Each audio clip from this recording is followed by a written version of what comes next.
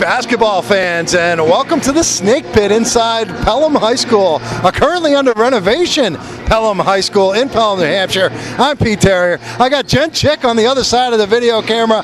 We got a big one in Division 3. It's the Pelham Pythons and the Conant Orioles, the defending state champions. Pelham, they come in at 7-0 on the season, taking on the team that they beat in the championship game last year, I should say. The Orioles are 6-1. Their only loss came to Pelham over at the Pratt in Jaffrey earlier this season. It was actually on December 18th, and Pelham had a 65-55 win. This game means a lot in the D1 seeding procedures, as both of these teams expected to be there in the end. Definitely Final Four worthy teams, and we'll have all the highlights, all the play-by-play, the post-game reaction as well. It's Pelham and Conant, and our coverage tonight brought to you by Matt Regan and Next Level Basketball Academy. Of course, Coach Regan, the coach here at Pelham, he's got the Next Level Basketball Academy, and that's a real big reason why these Pelham teams are always so good. He's had Keith Brown in the system. He's also had Kyle Frank and Ryan Nystrom in the system. A bunch of the Epping Kigs have been Next Level Basketball Academy athletes. Colby Wilson, Dylan DeRocher, Tommy Bullock, all of them. You can see the improvement. Cam Darrow, who's lighting it up for Pittsfield. And then Brett Stoffenecker, who's tearing it up at Messinic High School. All part of that Next Level Basketball Academy family, and we thank them for the support. Also want to single out Christine Brown and Keith Brown for supporting the site as a gold level sponsor, and also to Eric Frank and Kyle Frank and the whole Frank family for helping support the cause for nhsportspage.com. Score. Frank inbounds DiLoretto now. Gagnon, Brown inside the arc. He takes the jumper, and Keith Brown gets Pelham on the board. It's 2-0 Pythons. Record puts it on the floor. He takes a pull-up from the free throw line. Doesn't get the bounce, but Ford with the tip-in. 4-2. Pelham's on top. Back the other way. Gagnon kicks it. Nystrom, open three right side. Nystrom nails the three, and it's 7-2. Pelham on corner three. It's off the mark. Rebound to Hodgson. Hodgson brings it across. Bounce past Bilodeau. Lays it up and in. 7-6 the score. Grenier has it on the right-hand side, working against Frank, gets the pick from Bilodeau. Grenier kicks it, open three, corner. Record knocks it down, and Conant's got a 9-7 lead, and Matt Regan wants a timeout. Record swings it on the left-hand side to Hodgson now into the hands of DeGrenier. DeGrenier on the drive. DeGrenier hangs in the air and hits it off the window. It's 11-7. Conant on top of Pelham. It goes to Record. Record puts it on the floor. Record in the middle of the floor. Swings it right side to Grenier. They get it down low. Bilodeau turns. A nice move and finishes with the right-handed hook. CJ Bilodeau, his fourth point of the night. And the lead is 6, 13-7. They get it to DiLoretto down low. He turns and banks it in. That breaks the run by Conant. 13-9 the score now. Inbounds, they go to Niemela. Niemela has it on the left-hand side. Swings it right side, Hodgson. Hodgson steps into the paint, kicks it. Murphy. Now Niemela's going to try a three, and Niemela knocks it down. It's 16-9. Rowan now to Frank in the middle. Frank dribbles it to the right. Frank swings it cross court to Brown, guarded by DeGrenier. They come to double. Brown turns, fires, and hits on the baseline. Brown's got 4. It's 16-9 quarter. As DeGrenier has it on the left-hand side. DeGrenier dribbles it to the right, down the side of the right lane, and puts it up and off the window. Josh DeGrenier scoring to make the lead 7 again. 20-13 Conant away from Record, and now it's Granfield trying to feed it inside to someone. Brandon Ford picked it off. He's got DeGrenier. His jump shot is good, and Josh DeGrenier has Conant on top by 9 here. 22-13. And missed the second. Rebound, Keith Brown. Dupuy guarding Brown now.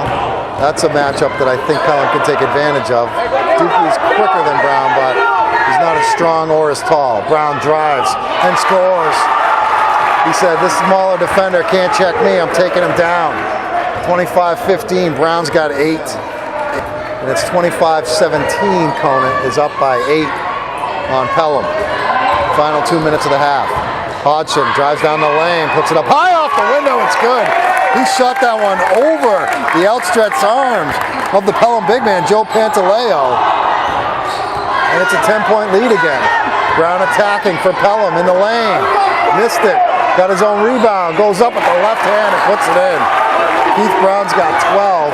Single-handedly keeping Pelham within striking distance. They're down by 10, 27-17. Start of the third quarter, Pelham possession. They trailed by 12, but a nice run at the end of the second quarter has them within 4 at the half. Now they get a chance to creep even closer. Keith Brown's going to take a 3 left side, and he knocks it home. And that's his first 3 of the night. He's got 19 points, had 16 in the Frank gets it across the timeline with the dribble. 5.5 to play, third quarter. Frank looking for Brown. Brown has it at the free throw line. Brown takes the jump shot. Good. Keith Brown. He's got 21. And it's a 1-point lead for Conant, 29-28. There's Hodgson. He'll try a 3 left side. Hodgson off the mark. Ford offensive rebound and put it in. He was under the basket and used the body control. And Brandon Ford extends the lead to 3, 31-28. 4-point lead. 32-28. Here's Brown, left side Frank, 3 ball. Off the mark, got his own rebound, puts it up and in. Kyle Frank followed the shot. His first 2 of the night, and it's a 2-point game again. 32-30 Conant. Frank attacks. Frank swings it up top. Frank on the drive. Frank swings a pass. Pantaleo finishes with the left hand. What a feed by Kyle Frank. 2-point game again, 34-32 Conant. DeGrenier on the drive. Oh, what a soft touch. The floater, Josh DeGrenier. Back to a 4-point lead. DeGrenier's got 12 on the offense. Niemela, middle of the floor. Brown steals it. Brown up ahead to Frank. Frank with the catch. Frank with the finish. Nice pass from Brown, and Frank with the finish. And it's again a 2-point lead for Conant, 36-34. Frank starting to heat it up here. Low block, Ryan up top. Granfield, right-hand side, Gagnon. They feed it to Brown in the low post, but it was a bad pass. Brown somehow came up with it. Brown spun away from the defense and then scored it with his left hand. What a move by Brown. 2-point game, 38-36. Brown's got 23. Right-hand side. Now Brown for the lead. Knocks it down. No, they're only going to give him 2. They said he had a foot in the line. So it's a tie game, 38-38. Keith has 25 of the Pelham 38. Left side, Frank. Open 3 if he wants it. Instead, fed it on the low block, DiLoretto. DiLoretto turns against Bilodeau and puts it in over CJ. And we're tied at 40. 4:30 left to go in the basketball game. Fed it up top to DeGrenier. Coming up on 4 minutes left to go. Conant very patient. DeGrenier on the drive, and he scoops it up and in. Josh DeGrenier putting Conant back on top, 42-40. That's a well-coached team. Hodgson has it. We're under 2 minutes left. As Hodgson is in trouble, and it's a jump ball. The arrow favors Pelham. So the Pelham defense, Keith Brown and Trevor Gagnon attacked, and they got the turnover. So Pelham, buck 47 left. Can tie or take the lead here. With it. Left side, Frank. Minute 30 left to go. Frank feeds Brown.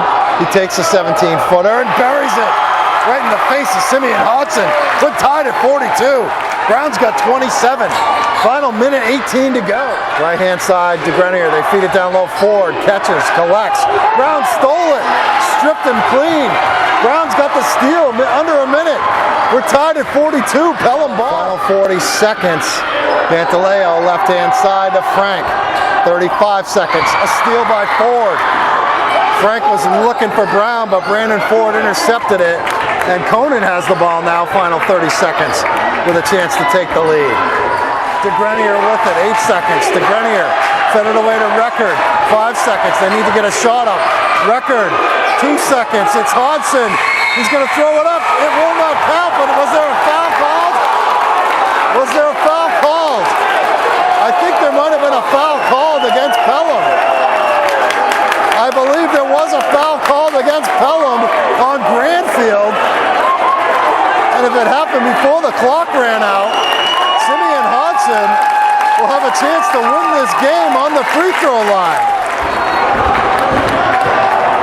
So Hodgson on the line. They put 1 second on the clock. Hodgson dips, and he hits. And Conant's on top, 43-42. 1 second left. Is he going to hit this or just try to miss it? Hodgson dips, and he missed it. Brown the rebound. He throws it the length of the court, and it's no good. And Conant has won. Conant has defeated Pelham, 43-42. The Pythons, their long winning streak is over, and Conant has come into Pelham, and they're going to leave victorious, 43-42. We got the Conant Orioles, who came into Pelham and are going home with a victory. A hard-fought game, 43-42 was the final, and it came down to the final second. And this kid right here, on the line, we thought he was going to be on the line with no time left on the clock. That lonely feeling of standing on the line all by yourself. Simeon Hodgson got fouled as the clock was running down. Looked like time had expired and they were going to send you to the line with no time left, but after a little bit of a consultation, they put a second on there, so you had some friends. Did that make it a little bit easier for you to shoot those pressure free throws? Because I can't imagine doing it all by myself with the chance to win a game here, or maybe have it go to overtime if you missed two. But can you talk about what was going through your mind in that situation? Yeah, it was definitely easier with the people on the line. It's just like a regular free throw then. With nobody there, it's a little bit different. You feel more pressure. But yeah, I knew I had to make it, and every day we practiced making free throws, and it came through. Really came through. Now let's talk about that final few seconds, because they had a chance. It looked like maybe they were going to take the final shot, and then you guys got the ball back and had your chance. Did you think that you were fouled there? I mean, that's usually a call that doesn't get made, especially on the road. Yeah, I did think I was fouled. I mean, I took it to the basket as hard as I could, and I knew I was either going to get a layup or get fouled when I took it there. All right, let's talk down here to Brandon. And I thought you, along with this guy, CJ Bilodeau, really dominated inside. I mean, you guys had the height advantage. You know, you obviously got some strength here with CJ. They're more a guard-oriented team. But I thought that was key, that you guys were really able to control the boards, especially on the defensive glass, because they were just getting one and done, and that was it. Yeah, we both played hard, fought for the boards. That's what we do at practice. We always fight each other, so it's a little easier versus other people. Josh, you led the team in scoring with 14 points, kind of going at it with Keith Brown, who is probably the best player in the entire state, regardless of the division. Can you talk a little bit about the matchup against Pelham? And I know you weren't like guarding Keith. Simeon was guarding him a lot, but can you talk about that matchup? Definitely. Coach gave the assignment to Simeon to guard Keith, and he said everyone else has to help him out with scoring. So I was in attack mode all game, and when my teammates give me the ball, I look to attack. So, sorry. So, yeah, I just look to go for it. What's going through your mind when, you know, one of your teammates is on the line taking big free throws like that? I mean, you were probably just hoping just hit one, right? When the foul went off, I was like, oh, and he hit it, and it finally felt so good because we lost to him 4 straight times so far. So giving them the first loss in D3 feels good, especially losing to them in the championship last year. Well, CJ, let's talk about it. I mean, what does this win say about you? I think everybody knew that these were the two best teams in the division. Now, some other teams like Winnisquam and, you know, I know Hopkinton's still unbeaten, and some other good teams, but this must feel extra special being able to come in here your senior year and kind of ruin it for these guys. You know, it was very special. Losing to them in the championship, like Josh said, and losing to them this year, we're hungry. You know, we're out for everyone this year. We're senior-led, and we're going to get the job done this year. You know, we're hungry. right. It was a big win for us. Will I be eating cheeseburgers with you guys in the locker room at SNU, the McDonald's cheese? That's what I remember from a couple of. That was, and he was here. He was here tonight. So. All right, the Conant Orioles squeaking out a victory at Pelham, 43-42. Coach Sauce here, a crazy ending to this one, but you had it all the way, right? 43-42 the final. But you guys really were, I don't want to say in control, but you were on top pretty much throughout this whole basketball game tonight. Yeah, I thought we played great defense tonight. You know, that was going to be the key. I mean, Pelham can score in bunches, Keith can go off at times, but we stuck to the game plan. We did what we needed to do. Guys did their job, and you know, we pulled out a 1-point win, which I'll take. Let's talk about the last play. Basically, the clock was winding down. You guys had the ball. You knew it was either you're going to take a shot to win the game or go to overtime, or maybe get fouled. It looked like there was no time left on the clock. Then they put a second back up there, but Simeon went up there and he hit the important one, the first one. Yeah, he did. You know, it was a broken play. Some guys didn't do what they were supposed to do, but we managed to get the ball. Simeon's smart enough to go to the basket, got fouled, made one of the free throws, and you know, that's the ball game. So we'll take it, but we got to get a lot better. I was talking with some of your guys, and I thought your big man, Brandon Ford and C.J. Bilodeau, really dominated the inside, especially on the defensive glass. Pelham really didn't get many second chance opportunities. Yeah, I had a talk with them yesterday in practice. We were talking about last year's state finals and how Dylan Silvestri came out. You know, he came out. He wanted the game more than anybody else. And I said, go back, watch that, and watch how hard Dylan Silvestri played.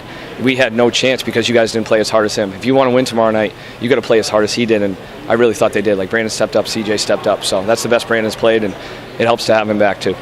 And I thought Rowan Niemela provided a little spark off the bench. He had 5 points. JP Record also had 5 points. And then your big guns, obviously Josh and Simeon getting it done. But I think because your team has more balance, that puts you guys in a pretty good position. I mean, you don't have to rely on one guy. Pelham, they're relying on one guy. Keith Brown scored 25 of their 42 points. They didn't have anybody else in double figures. You guys spread it out a lot more offensively. Yeah, but that one guy's pretty reliable for them.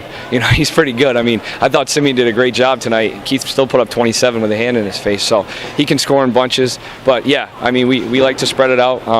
The guys trusted each other tonight. We're starting to trust each other more. We're getting cohesive on the defensive end. But like I said, we still got a long way to go if we want to get to where we want to go.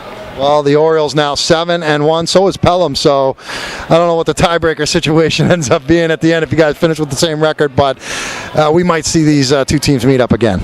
I hope so. But like I said, there's a long road, and we got to get better. But I think it would be a fun final if we did. All right, enjoy the ride back to Jaffrey tonight. It's probably going to be a lot easier now. Yeah, it is. Thanks for coming. Appreciate it.